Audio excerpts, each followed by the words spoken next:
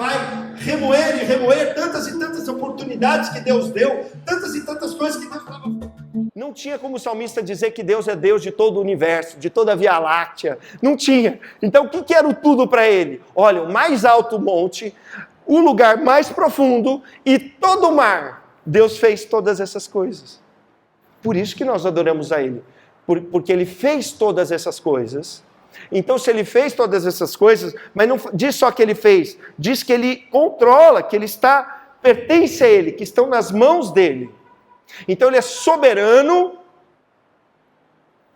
e Ele é o Todo-Poderoso que fez essas coisas.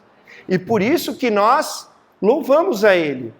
Mas aí, a partir do versículo de número 6, ele começa a nos levar para um lugar mais importante. Por quê? Porque Jesus ele vai nos chamar a atenção, quando ele fala da adoração, ele fala assim, vocês que me adoram são hipócritas. Por que vocês me adoram com o lábio, mas o seu coração está longe de mim? Jesus chamava os mais religiosos da época dele de sepulcros caiados. O que significa tudo isso? Eles eram atores. Eles adoravam a Deus por fora, mas dentro eles não tinham nada com Deus. Jesus chamava esses homens religiosos de filhos do diabo.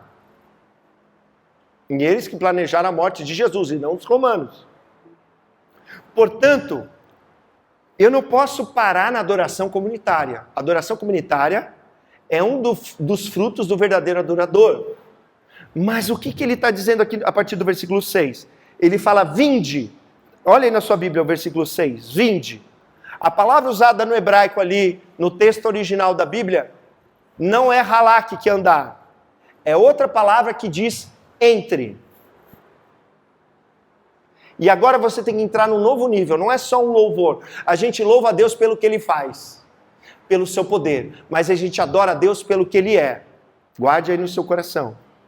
Preste atenção. A gente louva a Deus pelo que Ele faz, mas a gente adora a Deus pelo que Ele é.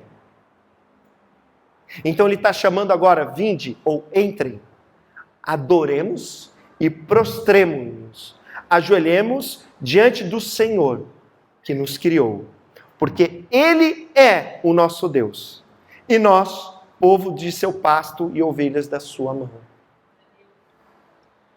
Então por que você vai adorar a Deus? Porque Ele é o seu Deus. Ele é o seu pastor. E nós somos o quê? Ovelhas que estão na sua mão. A mão no Antigo Testamento, que é Yad em hebraico, significa poder. Então se a gente está na mão de Deus, se nós somos ovelha do seu pastoreio e somos seu povo, por que eu tenho que me preocupar? Eu vou me preocupar se eu não sou um verdadeiro adorador. Adoração, aqui no texto, você vai ver que tem 3 palavras que se remetem à adoração aqui, Adoremos, prostremo-nos e ajoelhemos. Tanto no Novo Testamento quanto no Antigo Testamento, o sentido de adoração é o sentido de se prostrar. Então, quando ele diz, adoremos, prostremo-nos e ajoelhemos, era assim que se adorava no Antigo Testamento. Você se ajoelhava e você colocava a cabeça no chão. Eu não vou conseguir colocar pela idade, pela roupa. Mas você colocava a cabeça no chão em adoração. E aí você mostrava um sinal não só de reverência, mas um sinal de submissão total. A adoração comunitária tem que resultar em mim e você numa adoração pessoal e íntegra. O que significa isso? Quando você sair lá fora, você vai continuar adorando a Deus pelas suas ações, pelo seu coração, que é o quê? Submisso a Deus em todo o lugar. Você se coloca numa posição prostrada, em submissão, em homenagem, em humildade, em adoração a Deus, sobre toda situação. E aí você é um verdadeiro adorador. E com isso, o que ocorre? Olha o que o texto nos mostra no primeiro e no último versículo. Do que o texto está falando sobre adoração? mas o texto também fala sobre salvação. Por que que a gente louva a Deus? Porque Ele é o rochedo da nossa salvação, ou Ele é a rocha da nossa salvação. Rocha é uma coisa estável. A Bíblia diz que Jesus é a pedra angular que os construtores rejeitaram. O que significa isso? Os judeus rejeitaram Jesus. Mas eu e você temos que colocar os nossos pés sobre a rocha que é Jesus. Porque nós vamos passar por momentos difíceis. Como Jesus conta a parábola da casa sobre a rocha e a casa sobre a areia. Sobre as duas, para mais quem é engenheiro e arquiteto sabe, que uma casa que não é bem fundamentada, quando vem chuva, quando vem terremoto, quando vem vento, quando vem as coisas que acontecem com o solo, o que vai acontecer com a casa? Ela vai cair.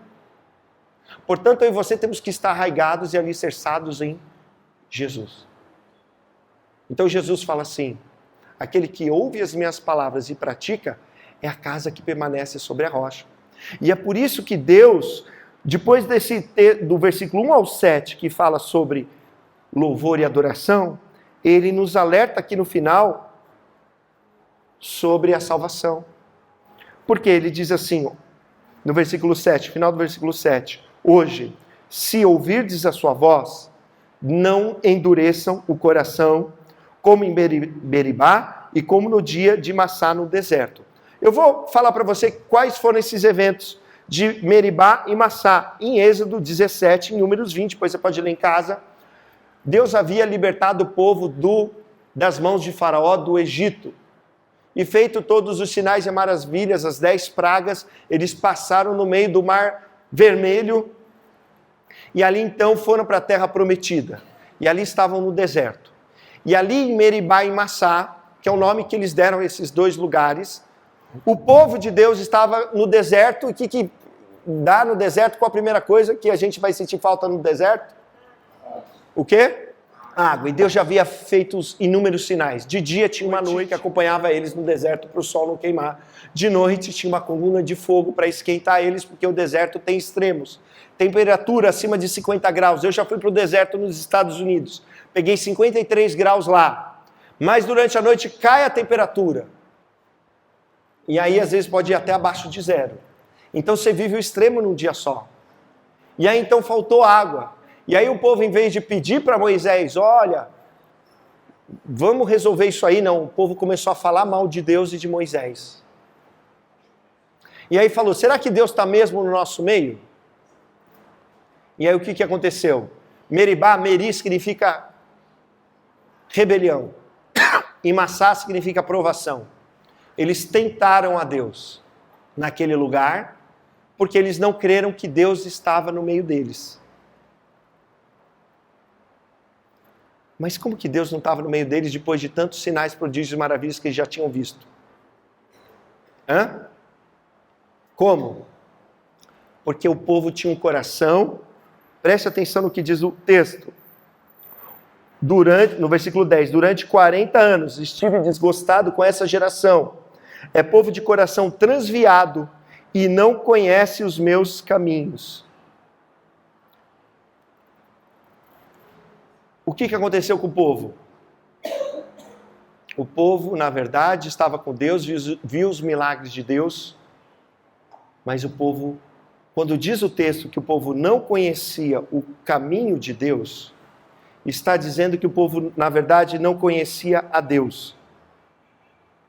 Lá em Êxodo 33, 13, um pouco antes de Moisés pedir para ver a glória de Deus, ele diz assim, agora, pois, se achei graça aos teus olhos, rogo-te que me faça saber, neste momento, o teu caminho, para que eu te conheça e ache graça aos teus olhos, e considera que essa nação é o teu povo. O que Moisés pede para Deus? Deus, me mostra o teu caminho.